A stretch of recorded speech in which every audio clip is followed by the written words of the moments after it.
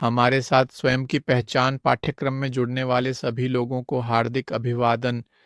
हम 13वीं संगोष्ठी के बारे में बात करेंगे, जिसका नाम है कर्म और धर्म के नियम। इस विषय पर बात करने का उद्देश्य यह है कि हम जानें कि कर्म क्या है, धर्म क्या है और ये दोनों नियम वास्तव में क्या हैं। हम बात करेंगे कि क्या चीज़ें कर्म उत्पन्न कर सकती हैं और क्या चीज़ें धर्म उत्पन्न कर सकती हैं। इन नियमों से कैसे सीखा जा सकता है, जो इस संगोष्ठी के सबसे महत्वपूर्ण पहलुओं में से एक है। इन्हें कौन नियंत्रित करता है और हम न्याय के वस्तुनिष्ठ न्यायालय के विषय को भी छुएंगे कि कैसे कर्म का सौदा किया जा सकता है और इसे कैसे पार किया जा सकता है। तो आप सभी का इस आत्मज्ञान के मंच पर स्वागत है, जिसमें हम कर्म और धर्म के नियमों में गहराई से उतरेंगे।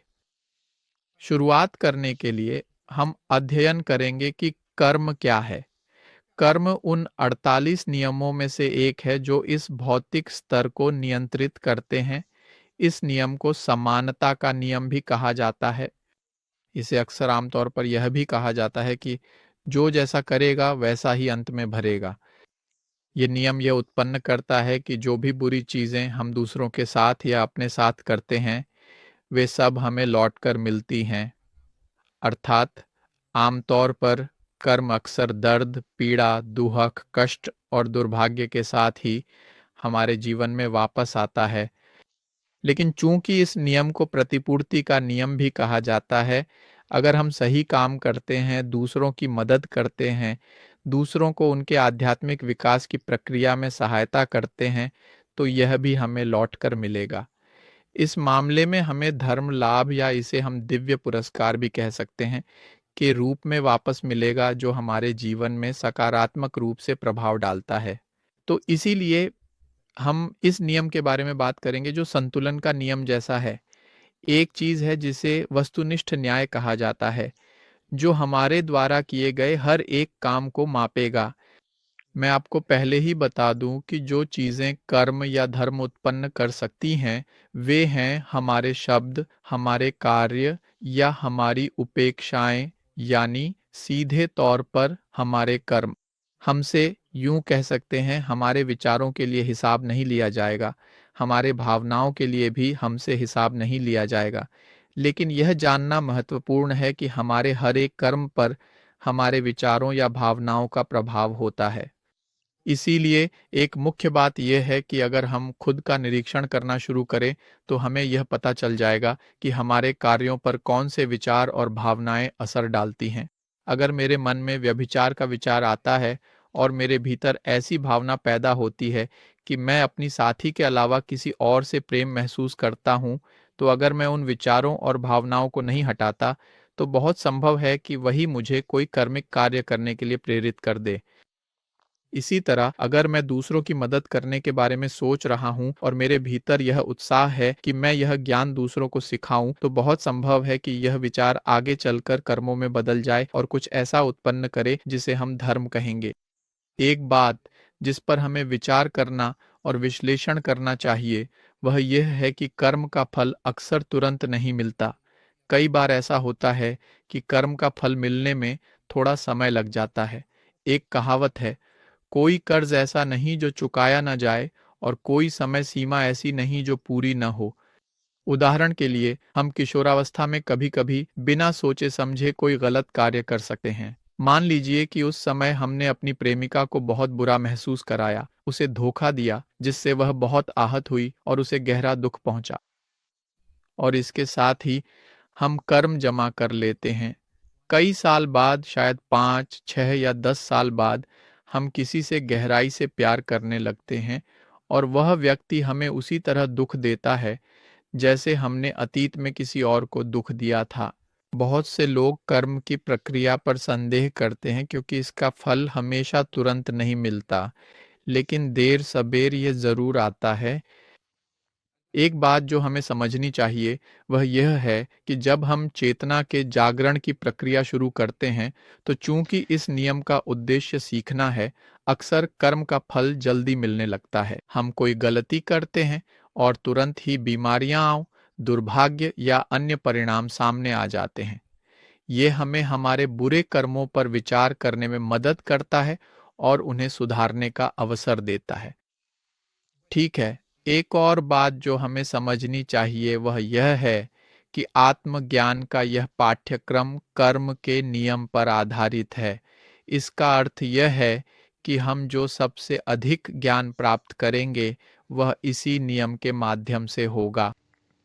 कर्म से सीखने के लिए हमें उस पर गहराई से विचार करना होगा। जो हमें लौट कर मिल रहा है उस पर भी ध्यान देना चाहिए। अगर उदाहरण के लिए मेरा सामान चोरी हो गया, जो कि एक कर्म है, चोरी का कष्ट सहना, तो यह मुझे सोचने पर मजबूर करेगा, मैंने कब ऐसा ही किया है। जब मैं अपने भीतर के चोर के अनुभव से ज्ञान प्राप्त कर लूंगा, तभी मैं सीख पाऊंगा। अगर उदाहरण के लिए कोई मेरे बारे में काम पर बुरा बोलता है और मुझे किसी विशेष व्यक्ति के साथ कार्यस्थल पर समस्याएं होती हैं, तो ये मुझे, अगर मैं कर्म की प्रक्रिया का अच्छी तरह से अध्ययन करूं, अपनी बुरी आदतों का विश्लेषण और चिंतन करने का अवसर देगा। यहाँ एक छोटा सा सूत्र है जिसे हम इस समय अध्ययन करेंगे कि हम कर्म से कैसे सीख सकते हैं। कोई यह सोच सकता है, अच्छा मैंने खुद कब ऐसा किया है? अगर उदाहरण के लिए लोग मेरे बारे में काम पर बुरा बोल रहे हैं, तो मैंने खुद कब ऐसा किया है? शायद उस व्यक्ति के बारे में नहीं जो मेरे बारे में बुरा बोल रहा है, बल्कि मैंने कब किसी और के बारे में बुरा बोला है। तो अगर मैं इस पर विचार करना शुरू करूं, तो मैं अपने अतीत में देखूंगा कि कब मैंने अपने साथी के बारे में बुरा बोला, कब मैंने अपने बॉस के बारे में बुरा बोला, कब मैंने अपने सहकर्मियों के बारे में बुरा बोला, और यही मुझे यह याद करने में मदद करेगा कि मैंने भी वही गलती की है। और उस गलती पर विचार करते हुए मुझे उस मनोवैज्ञानिक दोष को दूर करना शुरू कर देना चाहिए, क्योंकि मैं अपने अतीत में किए गए किसी कार्य का परिणाम अनुभव कर रहा हूँ। और एक बार जब मैं इस पर विचार कर लेता हूँ, तो मैं दूसरे व्यक्ति को माफ कर सकता हूँ, धर्म उत्पन्न कर सकता हूँ। और अभी मैं आपको समझाऊंगा कि उस संघर्ष को हल करने के लिए धर्म कैसे उत्पन्न किया जाता है। अगर हम यही करते हैं जब हम बीमार पड़ते हैं, जब हमारे साथ विश्वासघात होता है, या जब उदाहरण के लिए कोई व्यापार हमारी उम्मीद के अनुसार नहीं चलता और हमें नुकसान होता है, तो हम इस सूत्र, इन 4 महत्वपूर्ण चरणों को लागू कर सकते हैं ताकि हम सीखना शुरू कर सकें। याद रखें कि इन शिक्षाओं की बुनियाद कर्म का नियम है। कर्म, कारण प्रभाव जाना। अब धर्म समझें जो संतुलन व सही कर्म सिखाता है। जैसा कि हमने पहले पढ़ा है, कर्म वे आर्ण हैं जो हम दूसरों को या खुद को नुकसान पहुंचाकर अर्जित करते हैं। लेकिन अब हम थोड़ा सा विस्तार से समझाएंगे कि धर्म क्या है। धर्म एक ब्रह्मांडीय मुद्रा की तरह है, जिसे हम में से हर कोई दूसरों की मदद करके या फिर अपने ही चेतना के जागरण की जटिल और गहन प्रक्रिया में खुद की मदद करके अर्जित करता है। यह धर्म उन 108 जन्मों के दौरान धीरे धीरे और निरंतर रूप से संचित होता है, जो हमने मानव के रूप में जिए हैं। कर्म वास्तव में हमारी पिछली 7 जिंदगियों से संचित होता है। इसी वजह से हमसे पिछले जन्मों की चीजों का हिसाब लिया जाता है। लेकिन धर्म वास्तव में सब कुछ, बिल्कुल सब कुछ, जब हमने मानव के रूप में जीवन जिया है तब से संचित होता है। और यह बहुत महत्वपूर्ण है, क्योंकि हमें आत्म साक्षात्कार के लिए इस धर्म की आवश्यकता होगी। इसी की बदौलत हमें एक अच्छा जीवन साथी मिलने की संभावना होगी, ताकि हम चेतना के जागरण में आगे बढ़ सकें, और साथ ही हमें इस ज्ञान तक भी पहुंच मिल सकेगी। धर्म सक्रिय होगा ताकि हम अपनी ध्यान साधना और एस्ट्रल प्रोजेक्शन की प्रथाओं में सहायता और मार्गदर्शन प्राप्त कर सकें। यह हमारे दोषों और बुरी आदतों से संचित कर्म को चुकाने में भी हमारी मदद करेगा। धर्म प्राप्त करने के 2 तरीके हैं। एक है दान के माध्यम से, और दूसरा है सचेतन कार्यों के द्वारा। दान का अर्थ है दूसरों की मदद करना, जैसे कि ज़रूरतमंदों को सहायता देना, बिना किसी बदले की अपेक्षा के। हम उन्हें खाना देते हैं, उन्हें कपड़े देते हैं, उन्हें छत देते हैं, हम लोगों की मदद करते हैं। लेकिन दान हमेशा बिना किसी बदले की अपेक्षा के किया जाना चाहिए, केवल इसलिए क्योंकि यह दिल से निकलता है। हम कह सकते हैं कि दान के कार्य धर्म का एक बड़ा हिस्सा उत्पन्न करते हैं। हालांकि सचेतन कार्य भी बहुत महत्वपूर्ण है। ये वे क्रियाएं हैं जिनमें हम अपना समय दूसरों को आध्यात्मिक ज्ञान सिखाने में लगाते हैं। ये सचेतन कार्य, जैसे कि आज मैं यह व्याख्यान दे रहा हूँ, वास्तव में एक सचेतन क्रिया है, और ये सचेतन कार्य दिव्य नियम द्वारा अत्यधिक सराहे और पुरस्कृत किए जाते हैं। इसका कारण यह है कि हर वह सचेतन कार्य जो चेतना के जागरण के लिए किया जाता है, वह महान बन जाता है। यदि हम किसी व्यक्ति को उसकी चेतना कैसे जगाई जाए, यह सिखाते हैं, और वह व्यक्ति आत्म साक्षात्कार कर लेता है, अपनी चेतना की मुक्ति प्राप्त कर लेता है, तो हमें एक सुपर सुपर इनाम मिलेगा। और चूंकि हमें पिछले 7 जन्मों का इतना सारा कर्म चुकाना है, एक सलाह यह है कि हम विशेष रूप से सचेतन कार्य करने की ज्यादा चिंता करना शुरू करें। इसका मतलब यह नहीं है कि हमें दान करना बंद कर देना चाहिए, बिल्कुल नहीं, लेकिन हमें मानवता के लिए बलिदान के कार्यों के माध्यम से बड़ी मात्रा में धर्म उत्पन्न करने पर ध्यान केंद्रित करना चाहिए। अब सवाल यह है कि इस कर्म प्रक्रिया का प्रबंधन कौन करता है। आइए हम न्याय के वस्तुनिष्ठ न्यायालय के बारे में थोड़ा अध्ययन करें। न्याय के वस्तुनिष्ठ न्यायालय एक दिव्य कानून की संस्था है जो हमारे द्वारा किए गए सभी अच्छे और बुरे कार्यों का प्रबंधन करने के लिए जिम्मेदार है। इसमें एक प्रधान होता है, जो कर्म का महान प्रधान, जिसे मास्टर अनुबिस के नाम से जाना जाता है, होता है, जिन्हें आप यहाँ देख सकते हैं।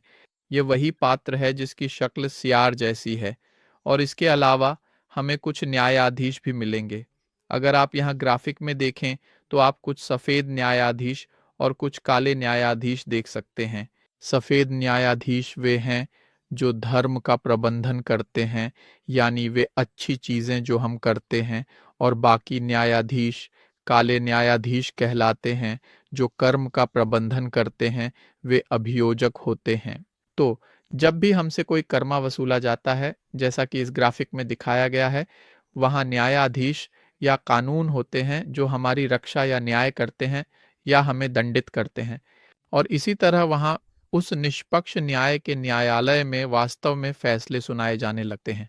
निष्पक्ष न्याय का न्यायालय हमारे भीतर ही 5वीं आयाम में विशेष रूप से हमारे अपने यौन केंद्र में स्थित है। वहीं उसी न्यायालय में हम अपने उन प्रत्येक मनोवैज्ञानिक दोषों के लिए संबंधित कर्मा का भुगतान या सौदा करते हैं जिन्हें हम समाप्त करते जा रहे हैं। वहीं पर दिव्य माता मास्टर अनुबिस के साथ मानवता के लिए विशेष बलिदान के कार्य करने का वचन देती है, ताकि इन प्रत्येक दोषों को समाप्त किया जा सके। यदि हमारे पास अपने दोषों के कर्म आरण चुकाने के लिए पर्याप्त धर्म पुण्य नहीं है, तो हमारे मनोवैज्ञानिक मृत्यु की प्रक्रिया में आगे बढ़ने से हमें रोका जाने लगता है। इसी कारण यह बहुत महत्वपूर्ण है कि हम मानवता के लिए त्याग का कार्य करें और धर्म उत्पन्न करें। अब हम थोड़ा विभिन्न प्रकार के कर्मों के बारे में बात करेंगे, क्योंकि आप जल्द ही समझ जाएंगे कि पीड़ा के भी अलग अलग रूप होते हैं। कर्म का पहला प्रकार है व्यक्तिगत कर्म। यह व्यक्तिगत कर्म हम तब अर्जित करते हैं जब हम ऐसे गलतियां करते हैं जो विशेष रूप से हमें स्वयं को प्रभावित करती हैं। उदाहरण के लिए, कुछ कर्म ऐसे होते हैं जो दृष्टि संबंधी कठिनाइयों या मोटापे से जुड़े होते हैं। कुछ लोग ऐसे होते हैं जिनके परिवार में आनुवांशिक रूप से सब पतले होते हैं, लेकिन वे स्वयं मोटापे से पीड़ित होते हैं। यह दर्शाता है कि यह एक व्यक्तिगत कर्म है। आमतौर पर ऐसे कर्म तब उत्पन्न होते हैं जब हमने ऐसी गलतियां की हैं जिनका सीधा प्रभाव हम पर ही पड़ा है। एक और प्रकार का कर्म है पारिवारिक कर्म, जिसमें ऐसे लोगों के समूह को एक साथ लाया जाता है जिनकी कर्मिक देनदारी समान होती है। उदाहरण के लिए, यदि किसी व्यक्ति का कर्म शराब की लत से जुड़ा है, तो संभव है कि उसे ऐसे परिवार में रखा जाए जहां वही समस्या हो। ऐसे में कई लोग जिनका यह कर्म है, एक ही परिवार में इकट्ठा होते हैं जहां शराब की समस्या होती है। पिता नशे में आते हैं, माँ भी शायद नशा करती है, और उस घर में जीवन सच्चे नरक में बदल जाता है। यह भी हो सकता है कि ऐसे लोग इकट्ठा हों जिनका कर्म जादू टोने से जुड़ा हो, और उन्हें ऐसे वातावरण में रखा जाए जहां कुछ विशेष बीमारियां मौजूद हों, जैसे मानसिक मंदता, डाउन सिंड्रोम या मिर्गी। ऐसे मामलों में उस स्थान पर इकट्ठा हुए लोगों से पारिवारिक कर्म का हिसाब लिया जा रहा होता है। पूरी परिवार एक ही अर्ण साझा करता है। एक और प्रकार का कर्म है सामूहिक कर्म। इस स्थिति में उन लोगों के समूह को इकट्ठा किया जाता है जिन पर एक जैसा कर्म बकाया होता है, और जैसे ही वे इकट्ठा होते हैं तुरंत उनसे वह कर्म वसूला जाता है। उदाहरण के लिए वह कर्म सड़क दुर्घटना के रूप में सामने आ सकता है। मान लीजिए कुछ लोगों ने हत्या जैसे अपराध किए जिससे उन पर कर्म का बोझ था, और वे सभी एक ही दुर्घटना में मर जाते हैं। ऐसे में दैवीय नियम ने उन्हें एक साथ इकट्ठा किया ताकि उन पर सामूहिक कर्म का हिसाब लिया जा सके। इसी तरह राष्ट्रीय कर्म भी होते हैं जिसमें कई लोगों को एक जैसी कर्मिक देनदारी के साथ एकत्र किया जाता है। यह कर्म देश के स्तर पर चुकाया जाता है जिससे अधिक आबादी प्रभावित होती है। उदाहरण के लिए तानाशाही का कर्म, भ्रष्टाचार का कर्म, या फिर उस क्षेत्र में जलवायु से जुड़ा कर्म, जैसे कि हाल ही में एक द्वीप पर जो हुआ, वहां लगभग 80% द्वीप जलकर खाक हो गया और उसके सभी निवासी, कई लोग मारे गए और बाकी लोगों को वहां से हटना पड़ा क्योंकि सब कुछ नष्ट हो गया था। यह उस चीज का एक उदाहरण होगा जिसे हम राष्ट्रीय कर्म कहते हैं। इसी तरह वैश्विक कर्म भी होता है, जैसा कि हमने हाल ही में अनुभव किया जब पूरी मानवता से एक कर्मिक ऋण वसूला गया, जैसे कि महामारियों के साथ हुआ, खासकर कोविड-19 की प्रक्रिया के दौरान। और अंत में गृह स्तर का कर्म भी होता है जिसमें स्वयं ग्रह अपनी सभी प्रजातियों और उस पर रहने वाले सभी जीवों से हिसाब लेता है। उदाहरण के लिए ग्लोबल वार्मिंग, ध्रुवों का पिघलना और जो भी जलवायु परिवर्तन की प्रक्रिया चल रही है, वह सब ग्रह स्तर के कर्म का हिस्सा है। कुछ अन्य प्रकार के कर्म भी हैं जो सीधे हमसे जुड़े हुए हैं और जो हमारे लिए चेतना के जागरण का कार्य बन जाते हैं। एक और कर्म है जिसे प्रसिद्ध कर्म साया के नाम से जाना जाता है।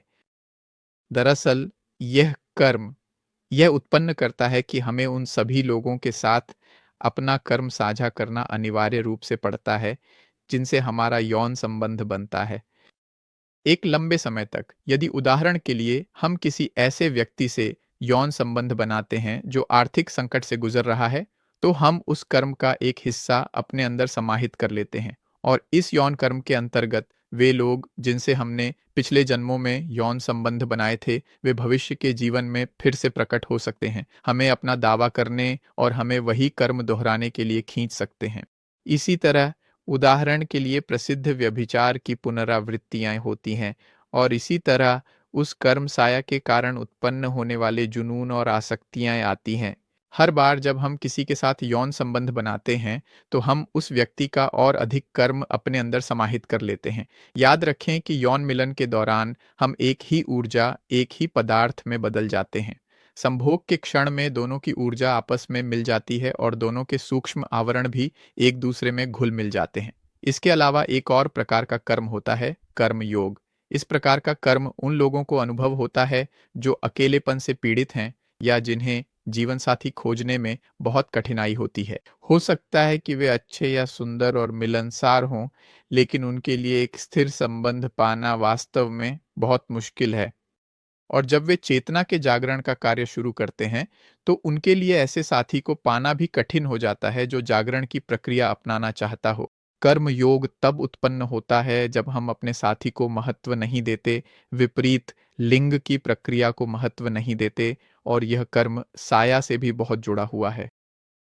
जब हम व्यभिचारी रहे हैं, तब भी हम यह कर्म योग प्राप्त कर सकते हैं। एक और प्रकार का कर्म होता है जिसे कठोर कर्म कहा जाता है। कठोर कर्म वह कर्म है जो हम अपनी यौन ऊर्जा को व्यर्थ करके ही अर्जित करते हैं। कठोर कर्म वे बीमारियां हैं जिनका भुगतान अक्सर केवल और केवल अत्यंत गहरी पीड़ा से ही किया जा सकता है। हम पाते हैं उदाहरण के लिए विभिन्न प्रकार के कैंसर, प्रसिद्ध साइटिका, दर्दनाक बीमारियां और यहाँ तक कि एड्स भी, ये सभी तथाकथित कठोर कर्म का हिस्सा है जो आमतौर पर अपनी ही बीज को व्यर्थ करने के कारण उत्पन्न होता है। कठोर कर्म के बारे में एक बुनियादी बात जो हमें समझनी चाहिए वह यह है कि इसका कोई सौदा नहीं किया जा सकता। दिव्य नियम के अनुसार यौन ऊर्जा का व्यर्थ बहना सबसे गंभीर अपराधों में से एक है। इसी कारण हमें इस कर्म के साथ कोई सौदा करने की अनुमति नहीं है और इसे बीमारियों के माध्यम से चुकाना पड़ता है। अंत में हम कर्मा कटांसिया पर बात करेंगे। कर्मा कटांसिया देवताओं का कर्मा है। यह कर्मा वे लोग पाते हैं जिन्होंने अपनी चेतना जागृत कर ली है और जो मानवता के प्रति प्रेम के कारण सामूहिक जागरण में सहायता करने का निर्णय लेते हैं, भले ही इसका अर्थ किसी कर्म को परिणाम स्वरूप स्वीकार न हो। वे ऐसा करते हैं किसी न किसी रूप में कुछ चीज़ों को आगे बढ़ाकर ताकि दूसरों में आध्यात्मिक जागरण आसान हो सके। आइए एक उदाहरण लेते हैं। गुरु यीशु ने इस सुंदर ग्रह को 2000 साल और दिए ताकि हमें अपनी चेतना को पूरी तरह से जागृत करने का और अधिक अवसर मिल सके। इन 2000 वर्षों में कुछ ऐसे लोग हुए हैं जिन्होंने आत्म साक्षात्कार प्राप्त किया है, जिन्होंने अपनी पूरी चेतना को जागृत कर लिया है। लेकिन इन्हीं 2000 वर्षों में विश्व युद्ध भी हुए हैं, हत्याएं हुई हैं, बहुत सारी विकृतियां हुई हैं और उस सारे दर्द की कीमत इस गुरु को चुकानी पड़ती है क्योंकि उन्होंने एक जागरूक कार्य किया है। इसी कारण कुछ देवता ऐसे होते हैं जो मानवता की सहायता करने के लिए कर्म उत्पन्न करते हैं या मानवता की मदद करने के कारण कर्म अर्जित करते हैं। अब इस छोटे से कर्म और धर्म के नियमों पर आधारित संवाद को समाप्त करते हुए हम यह विश्लेषण और अध्ययन करेंगे कि कर्म चुकाने के अलग-अलग तरीके होते हैं। कर्म का लेन-देन करने के भी तरीके होते हैं, लेकिन ये तरीके केवल वही लोग इस्तेमाल कर सकते हैं जो चेतना के जागरण में ही रुचि रखते हैं। जो लोग चेतना के जागरण में रुचि नहीं रखते, वे परिपक्व हो रहे हैं और कर्म उन्हें परिपक्व बना देगा। बीमारियां, दुर्भाग्य के झटके, देर-सबेर यह सब उन्हें चेतना के जागरण की इच्छा और आकांक्षा की ओर ले जाएंगे। लेकिन जब हम चेतना के जागरण का कार्य करना शुरू कर देते हैं, तो हम धर्म के नियम का अपने पक्ष में उपयोग कर सकते हैं, ताकि हम अपनी विभिन्न कर्मिक ऋणों को चुका सकें। उदाहरण के लिए पहली विधि जिससे हम अपनी कर्मिक ऋणों को चुका सकते हैं वह यह है कि हम धर्म या ब्रह्मांडीय धन के माध्यम से यानी कि आध्यात्मिक या नैतिक साधनों द्वारा इसे चुकता करें। तो हम उदाहरण के लिए मानवता के लिए बलिदान करते हैं, दूसरों को चेतना के जागरण में मदद करते हैं, व्याख्यान देना शुरू करते हैं, पर्चे बांटते हैं, वर्चुअल अभियान चलाते हैं। ये बहुत अधिक मात्रा में धर्म उत्पन्न करता है और एक बार जब हमारे पास वह धर्म आ जाता है, अगर हम धर्म से भुगतान करना चाहते हैं, तो हमें एक अभ्यास सीखना होता है जिसे फंड ट्रांसफर कहा जाता है, जिसे मैं अभी आपको समझाने जा रहा हूँ कि ये किस में शामिल है। एक बार जब हमने वह धर्म उत्पन्न कर लिया, तो रात में हम फंड ट्रांसफर की प्रैक्टिस कर सकते हैं। इस अभ्यास के बाद हम यह महसूस कर सकते हैं कि वह कॉस्मिक मनी कैसे संचालित होती है, जो हमें हमारे कर्मिक आर्ण चुकाने की प्रक्रिया में मदद करती है। यही पहला तरीका है जिससे हम अपना कर्म चुका सकते हैं, फंड ट्रांसफर और धर्म की उत्पत्ति के माध्यम से। दूसरा तरीका थोड़ा अधिक चरम है। इसमें नेगोशिएबल पेन यानी सौदेबाजी योग्य दर्द शामिल है। अगर हम चेतना के जागरण पर काम करें तो मास्टर अनुबिस, जो स्वप्नों में अक्सर शेर के रूप में आते हैं, शेर का संबंध दिव्य नियम से है, प्रकट आएंगे। सपनों के माध्यम से वे दिखाएंगे कि कोई कर्मा आने वाला है। यह भी संभव है कि हम पुलिस का सपना देखें जो आगामी कर्मिक दंड का संकेत है और वह हमें बता सकते हैं कि उस कर्मा से बचने के लिए हम कुछ विशेष कार्य कर सकते हैं। तब हम अपनी स्वतंत्र इच्छा के माध्यम से यह निर्णय ले सकते हैं कि वह कार्य करें जो मास्टर अनुबिस हमसे करने के लिए कहते हैं। आमतौर पर ये कार्य हमेशा मनोवैज्ञानिक मृत्यु और मानवता के लिए बलिदान से जुड़े होते हैं और कुछ अवसरों पर वे जन्म से भी संबंधित हो सकते हैं। लेकिन अगर हम अपनी स्वतंत्र इच्छा से उस समय मास्टर अनुबिस द्वारा प्रस्तावित कार्य को करना नहीं चाहते, तो हम उस कर्मा को स्वीकार नहीं करते और यह तय कर सकते हैं कि उसे दर्द के साथ चुकाएं। सपनों से पता चलता है कि कर्मा आने वाला है। अब उदाहरण देखें। किसी व्यक्ति को एस्ट्रल दुनिया में, सपनों की दुनिया में बताया जाता है, तुम्हारे जीवन में एक कर्म योग आ रहा है जिसमें तुम अपनी जोड़ीदार को खो दोगे और फिर और मास्टर उनमें से एक कहते हैं और इसे चुकाने के लिए तुम्हें इन मनोवैज्ञानिक दोषों पर काम करना होगा और तुम्हें एक विशेष जगह, एक विशेष शहर में जाकर एक सम्मेलन कक्ष खोलना होगा ताकि तुम कर्मा चुका सको।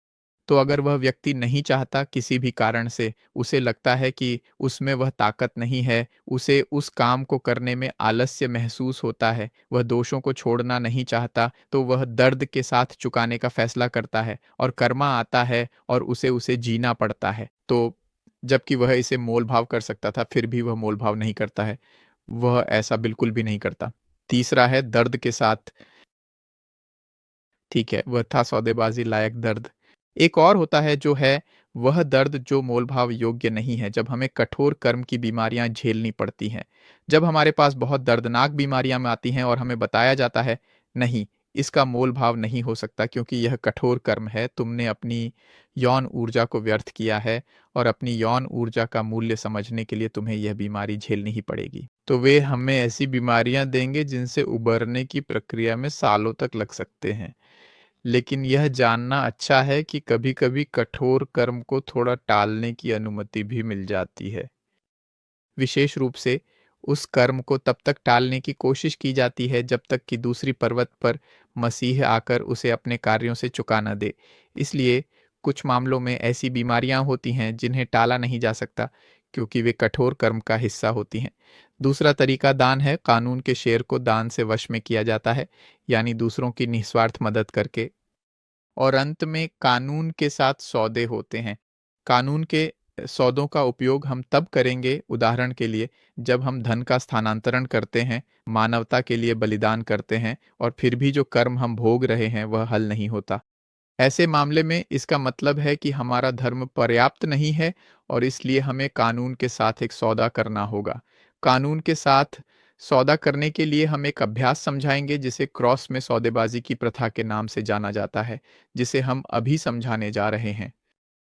इस संक्षिप्त वार्ता को समाप्त करने से पहले हम यह समझाएंगे कि वे कौन सी प्रथाएं हैं जो हमें तब धन को स्थानांतरित करने की अनुमति देती है जब हम धर्म के साथ भुगतान करना चाहते हैं। हम एक और प्रथा भी समझाएंगे जिसे कानून के साथ सौदे के नाम से जाना जाता है। आइए अब धन स्थानांतरण की प्रथा के बारे में थोड़ा बात करना शुरू करें। हम में से प्रत्येक व्यक्ति आंतरिक रूप से जब भी कोई सचेत कार्य करता है या कोई दान करता है, तो वह धर्म से संबंधित कुछ सिक्के कमाने लगता है और वे सभी सिक्के एक स्थान पर जमा हो जाते हैं, जिसे धर्म का बैंक कहा जाता है। वहाँ हम में से प्रत्येक के पास अपनी-अपनी धन की तिजोरियाँ होती हैं, जो हमारी सभी 108 ज़िंदगियों की हैं। जितने भी अच्छे काम हमने किए हैं, वह सारा धन वहीं जमा है। लेकिन एक स्थान भी है, जिसे कर्म का बैंक कहा जाता है। वहीं पर हमारी सारी कर्म संबंधी देनदारियाँ होती हैं। उन सभी बुरी चीज़ों के बिल होते हैं, जो हमने अपनी पिछली 7 ज़िंदगियों में किए हैं। व्यवहार में धन का स्थानांतरण ये होता है कि धर्म के बैंक में जो धन है, उसे कर्म के बैंक में स्थानांतरित किया जाता है ताकि उन बिलों या कर्म संबंधी देनदारियों का भुगतान किया जा सके। यह अभ्यास कैसे किया जाता है? ये कल्पना के माध्यम से किया जाता है। सबसे पहले एक छोटी-सी प्रार्थना की जाती है, जिसमें पिता और दिव्य माता से अनुरोध किया जाता है कि कृपया धर्म के बैंक से धन को कर्म के बैंक में स्थानांतरित करें। और वहाँ हम यह प्रार्थना कर सकते हैं कि यह बीमारी रद्द हो जाए, यह आर्थिक संकट पूरी तरह से हल हो जाए, ये दंपत्ति की समस्या सुलझ जाए, मैं जिस सामाजिक समस्या का सामना कर रहा हूँ, वह भी हल हो जाए, मुझे बेहतर एस्ट्रल प्रोजेक्शन मिले, जो भी आप चाहें। एक बार जब हमने प्रार्थना कर ली, तो हम कल्पना करेंगे कि हम एक तराजू हैं। यहाँ कल्पना का प्रवेश होता है और हम कल्पना करेंगे कि जैसे यहाँ ग्राफिक में दिखाया गया है, हम अपने हाथों को 40-45 डिग्री के कोण पर हिलाते हैं और जब हम अपने हाथों को इस तरह हिलाते हैं, तो हम कल्पना करेंगे कि दाहिने तरफ सोने के सिक्के जा रहे हैं। माफ़ कीजिए, जब हम बायां हाथ नीचे करते हैं, तो हम कल्पना करेंगे कि सोने के सिक्के कर्मा के बैंक में जा रहे हैं। हम अचानक 1000 की कल्पना भी कर सकते हैं। और जब हम ये अभ्यास कर लेते हैं तो हम फिर से विपरीत दिशा में हाथ घुमाते हैं, जैसे कि धर्म के न्यायालय में जाकर पैसे इकट्ठा कर रहे हों और फिर से इस तरह संतुलित स्थिति में आ जाते हैं। यह तराजू का अभ्यास एक ऐसी गति है जिसमें हम एक ओर से दूसरी ओर जाते हैं, कल्पना करते हुए कि हम एक तराजू हैं जो पैसे को एक जगह से दूसरी जगह स्थानांतरित करता है। हम इसे शरीर के विभिन्न हिस्सों पर ध्यान केंद्रित करते हुए करेंगे और निम्नलिखित मंत्रों का उच्चारण करेंगे। नि मंत्र माथे पर, ने कंठ पर, नो हृदय पर, नु नाभि पर, ना स्वाभाविक केंद्र पर। पढ़ाई रखें। आइए इस छोटे से वीडियो को देखें ताकि हमें यह समझना और भी आसान हो जाए कि यह गति कैसी है। तो हम यह प्रार्थना करते हैं, पिता कृपया इस धन को धर्म के बैंक से कर्म के बैंक में स्थानांतरित करें ताकि मैं अपनी सबसे जरूरी कर्म संबंधी देनदारियां चुका सकूं। प्रार्थना करने के बाद हम अपने हाथ फैलाते हैं और शुरू करते हैं। हम हिलाते हैं, ओह, हम तराजू जैसा आंदोलन करते हैं। यहाँ एक आंदोलन है उच्चारण करते हुए, ध्यान केंद्रित करते हुए, यहाँ निमंत्र के साथ। फिर दूसरा आंदोलन गले में ध्यान केंद्रित करते हुए, ने मंत्र। फिर नहीं मंत्र बोलते हुए हृदय पर ध्यान केंद्रित करें, ना भी नन्न, और फिर ना ध्यान केंद्रित करते हुए सहज केंद्र में। इस आंदोलन को 9 बार दोहराना चाहिए। इसका कारण यह है कि हम अपनी पिछली 7 जिंदगियों के कर्म का भुगतान करने जा रहे हैं। 8वां बार इसलिए है ताकि हमारा कठिन कर्म थोड़ा सा टल जाए, और 9वां बार देवताओं के शेष कर्म को चुकाने में मदद के लिए ही है। एक बार जब हमने यह फंड ट्रांसफर पूरे 9 बार कर लिया तो हम तोर तोर मंत्र के साथ इसे पूरी तरह से बंद करेंगे। दायां हाथ बाएं हाथ के ऊपर अभ्यास पूरा किया। अब हम उस अभ्यास का विस्तार से अध्ययन करेंगे जिसे फंड ट्रांसफर के नाम से भी जाना जाता है, और अधिक जानकारी के साथ। यह अभ्यास जिसे फंड ट्रांसफर कहा जाता है, हर दिन भी बहुत आसानी और सुविधा के साथ किया जा सकता है, क्योंकि हर दिन कर्म का सौदा करना जरूरी होता है। अब हम क्रॉस नेगोशिएशन के अभ्यास का अध्ययन करेंगे। जैसा कि पहले बताया गया था, क्रॉस नेगोशिएशन एक ऐसा अभ्यास है जिसका उपयोग हम तब करते हैं जब हमारा धर्म पर्याप्त नहीं होता और हमें तुरंत कोई समस्या हल करनी होती है। तो उस क्रॉस बिजनेस को करने के लिए हमें अपने चेतना के जागरण की प्रक्रिया के लिए कुछ करने के लिए हमेशा तैयार रहना होगा और सतर्क भी रहना होगा। तो यह अभ्यास कैसे किया जाता है, आइए इसे देखें। यह अभ्यास क्रॉस के आकार में लेटकर किया जाता है, जैसा कि चित्र में देखा जा सकता है। फिर हम निम्नलिखित प्रार्थना करते हैं, मेरे पिता, मेरे प्रभु और मेरे भगवान, मैं प्रार्थना करता हूँ, यदि यह आपकी इच्छा हो तो आप कृपया ऑब्जेक्टिव जस्टिस के मंदिर में जाएं। एक बार वहां पहुंचने के बाद आदरणीय गुरु अनुबिस और उनके 42 न्यायाधीशों के साथ वार्ता करें। वहीं पर हम अपनी बात रख सकते हैं। उदाहरण के लिए, गुरु अनुबिस से यह निवेदन करें कि वे मुझे मेरी चेतना के जागरण के कार्य के लिए शक्ति दें। जब हम यह अभ्यास कर लेते हैं तो हम उठते हैं और प्रार्थना को फिर से दोहराते हैं। मेरे पिता, मेरे प्रभु और मेरे भगवान, मैं प्रार्थना करता हूँ कि यदि यह आपकी इच्छा हो तो वस्तुनिष्ठ न्याय के मंदिर में जाए। वहाँ आदरणीय गुरु अनुबिस और उनके 42 न्यायाधीशों से वार्ता करें ताकि वे मुझे 3 कारकों के कार्य चेतना के जागरण के लिए शक्ति दें। या फिर जो भी आपको अपनी स्वास्थ्य समस्या हल करने के लिए चाहिए, अपने दाम्पत्य जीवन की समस्या सुलझाने के लिए, आर्थिक समस्या हल करने के लिए, जो भी आप चाहें वही मांग सकते हैं। इस अभ्यास को करने के बाद हम तीसरी बार फिर से लेट जाते हैं और वही प्रार्थना दोहराते हैं। फिर चौथी बार प्रार्थना दोहराते हैं, 5वीं बार लेटे हुए प्रार्थना दोहराते हैं, 6ठी बार। जब हम आखिरी बार दोहराते हैं तो बस प्रार्थना दोहराते हैं और धन्यवाद करते हैं। पिताजी, मैं आदरणीय गुरु अनुबिस और उनके 42 न्यायाधीशों को मेरी प्रार्थना सुनने के लिए अनंत धन्यवाद देता हूँ, और हम मंत्र अहम के साथ समापन करते हैं। आहाहूम। दाहिना हाथ बाएं हाथ के ऊपर। यह मंत्र कहता है, ऐसा ही हो। हम कुछ विशेष के लिए प्रार्थना करना चाहते हैं, जैसे हम बहुत बीमार हैं और चाहते हैं कि वह दूर हो, तो हम वही प्रार्थना करते हैं। लेकिन इस बार शक्ति मांगने के बजाय हम कह सकते हैं, ताकि आप मेरी यह बीमारी दूर कर दें। और वहीं पर हम यह भी कह सकते हैं, और बदले में कि आप मेरी यह बीमारी दूर कर दें, मैं यह वचन देता हूं कि मैं व्याख्यान दूंगा, निर्धारित समय तक ध्यान करूंगा और विशेष यौन रूपांतरण की साधनाएं करूंगा, उदाहरण के लिए। और फिर वही प्रार्थना दोहराई जाती है। गुरु अनुबिस और उनके 42 न्यायाधीश, हम फिर दोहराते हैं, मुझसे यह बीमारी दूर कर दो, और इसके बदले मैं यह करने का वचन देता हूँ। एक बहुत ही महत्वपूर्ण बात यह है कि जब हम ये दिव्य कानून के सौदे करते हैं तो सपनों की दुनिया में हमें दिखाया जाएगा कि सौदा हुआ या नहीं हुआ। अगर सौदा पक्का हो गया है तो ये बहुत ज़रूरी है कि हम उसे निभाना शुरू करें और पूरी ईमानदारी से निभाएं। अगर समझौता नहीं हुआ है या सपनों की दुनिया में उसकी पुष्टि नहीं हुई है, तो उसे फिर से गंभीरता से सोचना ज़रूरी है, क्योंकि कई बार जो हम पेश कर रहे हैं, वह हमारी कर्मीकरण को चुकाने के लिए पूरी तरह से पर्याप्त नहीं होता। इस प्रकार अभ्यास समाप्त होता है। आप सभी का इस समय तक हमारे साथ बने रहने के लिए बहुत-बहुत धन्यवाद। हम आपके आभारी हैं। कृपया याद रखें कि आप हमें हमारे विभिन्न सोशल मीडिया प्लेटफ़ॉर्म्स पर फ़ॉलो कर सकते हैं और अगली कॉन्फ्रेंस जो हम पढ़ने वाले हैं, वह ड्रग्स और शराबखोरी पर होगी। इसलिए हमारी अगली प्रसारण के लिए ज़रूर जुड़े रहें।